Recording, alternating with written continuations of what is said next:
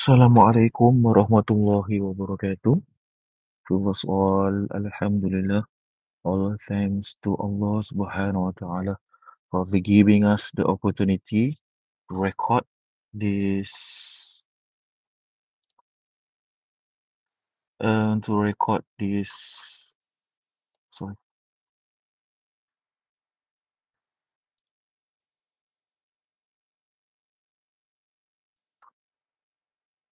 to share and record about these presentations.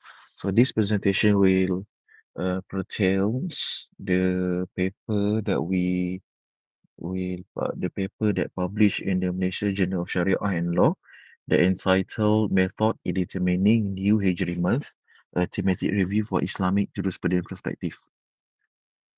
First of all, the importance of the paper. So, um, the thorough discussions of New Hijri Month determinations, we have a lot of school of thought.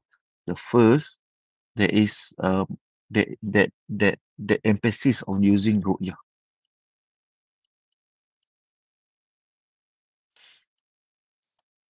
Another group, the emphasis on using hisab.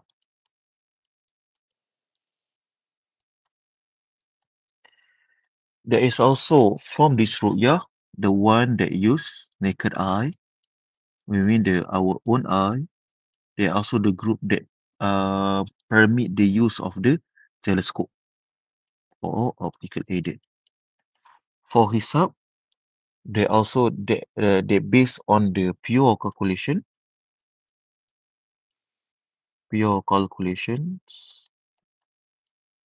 Another one is based on the visibility. So whenever scholars discuss the determination of new Hijri month from Islamic jurisprudence perspective, they has their own bias. Either they bias toward the ru'yah or bias toward the hisab. So the uniqueness of this paper is to present the determination of new Hijri month from Islamic jurisprudence perspective with a neutral view. We say that the weakness on the ru'yah determinations argument, and we also say the weakness on the hisab determination argument. We also highlight the strength of the ru'yah determination arguments and highlight the hisab determination arguments for no hijriman determinations. So it will provide a very ample sources for any scholar that want to explore the discussion of the ulama, discussion of the scholars on new Hijri month determination from a neutral, unbiased Islamic jurisprudence perspective. All right. So determination of new Hijri month. The determination of new Hijri month is traditionally based on the sighting of the lunar crescent, a practice deeply rooted in the Islamic traditions. This method originates from the Hadith Muhammad sallallahu alaihi wasallam narrated by Abdullah ibn Umar, أن رسول الله صلى الله عليه وسلم ذكر رمضان فقال لا تصوموا حتى تروا الهلال ولا تفطروا حتى تروه فإن غم عليكم فاقدروا له. It say that the Prophet say to the Sahaba, he said that don't you start fasting unless you see the hilal, and then don't you start celebrating Eid al-Fitr unless you see the hilal. And if you do not see the hilal, فَإِنْ غَمْ عَلَيْكُمْ, is the hilal been hindered by cloud or whatever, فَقْدُرُوا لَهُ, so complete the day of the Hijri month, the day of the Ramadan, to 30th day. 30th day. So this is the basis of the new Hijri month determinations. So from here, it is clear to say that if either that we saw the hilal or we do not saw the hilal.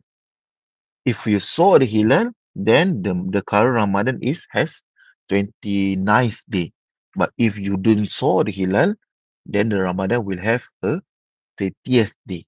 30th day. Okay? So, but from this hadith, there are numbers of interpretations. Numbers of interpretations. Some country adhere strictly to crescent sighting, especially for non-key months. Modern method incorporate lunar crescent visibility criteria, such as Malaysia, Brunei, Indonesia, especially for Indonesia. Also, there are countries that use global map, such as Turkey. So this determination of the criteria, determination of the global mapping, help in the planning of the yearly Hijri calendar and addressing the inconsistency. So what is the inconsistency? The inconsistency is the false sighting of a lunar crescent. During the 1970, this is a very widespread issue among the Muslim country. We find the emergence of the focus on the lunar crescent visibility criteria because there are numbers of false moon sighting. The issue of false moon sighting is still prevalent until today, but it has been dwindled down. Okay, the first is when we saw the hadith. Which method they adhere to the Islamic principle? Either ru'yah, is it ru'yah? Is it hisab? Or is it a combination between these two, which is applied by Malaysia, ru'yah wal hisab, hisab wa ru'yah. So this also want to discuss that even though the hadith is similar, every country, every madhab, every part of the world receive the same hadith, but why they have a different idea, different interpretations, different similarity in a new Hijri month determinations. This is what this paper want to address. So the key dissimilarities in the new Hijri month determination is the first is the definition of hilal, and then the interpretation of sighting, the implication of istikmal one and faqdurullah, and the concept of ummi. So definition of sighting. So the sighting that Prophet Nabi Muhammad Sallallahu Alaihi Wasallam used to describe hilal for new Hijri month determination are two. The first is ru'yah, another one is shahidah. So ru'yah can be defined as the act of sighting or the witnessing the lunar crescent. So if you are a witness, you do not necessarily need to physically saw or physically observe the lunar crescent. If you hear the news of the lunar crescent or you read the news of the lunar crescent, you will be counted as a witness.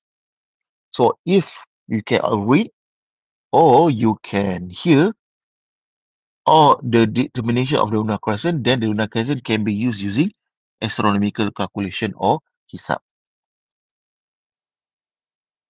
But if ru'yah and shahidah is defined as the physical act of lunar crescent sighting, then you need to do the actual sighting to determine the new Hijri month. You cannot use calculation, you cannot use knowledge, you cannot use something that you read, but you need to physically see the lunar crescent and then determine the new Hijri month. This is ru'yah. So this is from the definition of sighting. Alright. So from this hadith, Idea that you want to do calculation if the act of ru'yah and shahidah defined by citing, knowing, acknowledging, calculating. But if you define ru'yah and shahidah by the act of physical sighting the hilal, then you need to physically see the hilal and cannot be substituted by calculation, read news, and so on. All right. This is the scholars that discuss about this. So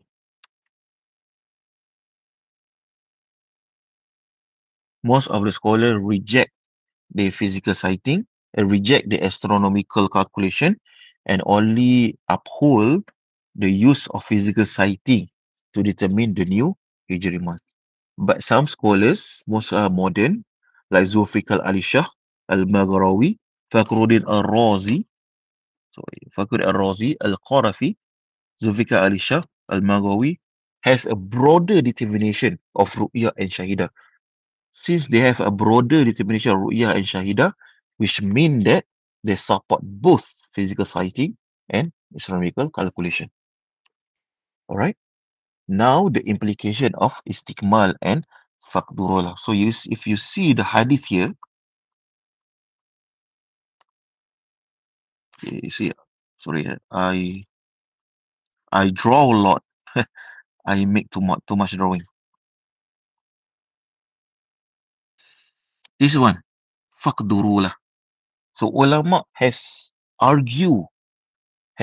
conflicted in this in interpreting what does faqdurullah mean. The other terms, the other iteration of the hadith is termed as istikmal. So faqdurullah is mean that to let it complete based on its own rate lah. Faqdurullah qadar. Istikmal to complete and faqdurullah is to follow its rate. So to complete, of course, by mean is to complete maybe to 30th day. But to faqdurullah, to follow its rate, the rate of a moon is different from one month to another.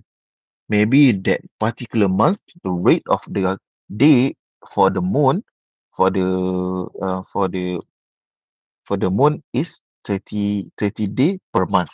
Or maybe another day, another month, another time is not 30 day, it's actually 29th day per month. So this two, the implication, the definition of istikmal and faqdurullah makes the dissimilarity among the scholars on this issue. Okay, if scholars interpret istikmal and faqdurullah as instruction to use astronomical calculation, then astronomical calculation become a viable method for determining New Hijri month. Conversely, if scholars interpret istikmal and faqdurullah as directive to complete the month by counting 30 days in event of hindrance, such as then the lunar crescent remains sole method to determine New Hijri month. Right?